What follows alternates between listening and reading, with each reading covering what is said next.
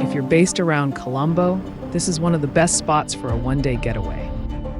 It's less than a 3-hour drive from the city and absolutely worth spending a day exploring.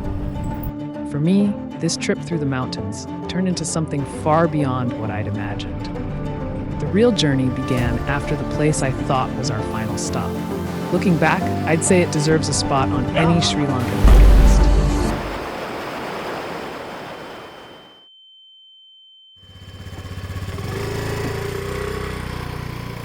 We started out around 8:30 in the morning. For the first hour, it was just the usual Sri Lankan roads, nothing remarkable. Then, little by little, things started to change. We saw our first waterfall on a distant mountaintop. From that moment on, everything shifted. The road climbed steeply, and the scenery opened up, towering peaks, waterfalls, breathtaking views in every direction. Everywhere we looked, water spilled down from the rocks around us. For the next 20 minutes, we passed more waterfalls than I could count. At every bend, there was something worth stopping for, each view more stunning than the last. Eventually, I gave up trying to pull over every few hundred meters and decided to head straight to our main stop, the Palampitiya Viewpoint. The viewpoint was a bit crowded, but the views were unbelievable.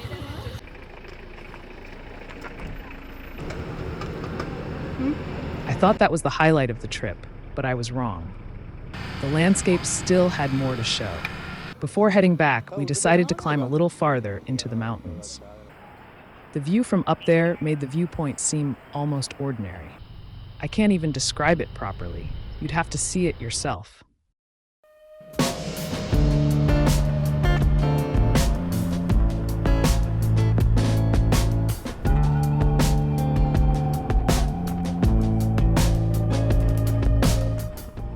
We stopped in a shaded patch to drink some water.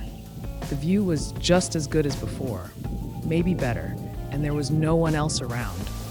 Just the sound of wind and birds and the distant rush of water.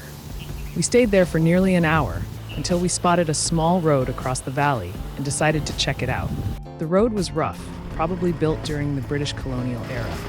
After a while, it was blocked off, so we had to turn back, a little disappointed. On the way back, we stopped for a little snack. Even though the sun was bright, the cool mountain breeze kept the heat away. On our way back, we saw a sign for Dedugala Old Town. I'd read about it before. Once a prosperous colonial town, now a forgotten ghost village. The town had its own charm. A little farther along, we stumbled upon a hidden creek. Clear, cold, and there were no one around. Before I could even react, my travel buddy jumped straight in. I stayed back to take some videos and, predictably, slipped more times than I like to admit on the wet and slippery rocks. We spent nearly an hour there before moving on. Further down the road, we passed through another almost abandoned town with just a single shop.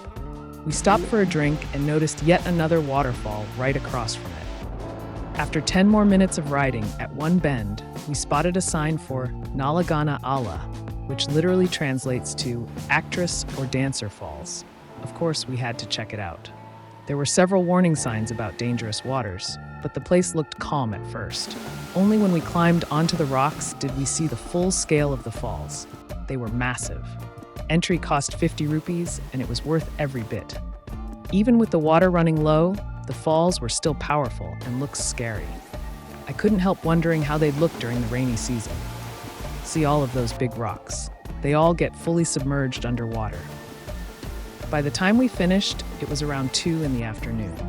We started heading home and, somewhere along the way, crossed a lonely bridge with a silent river flowing beneath it.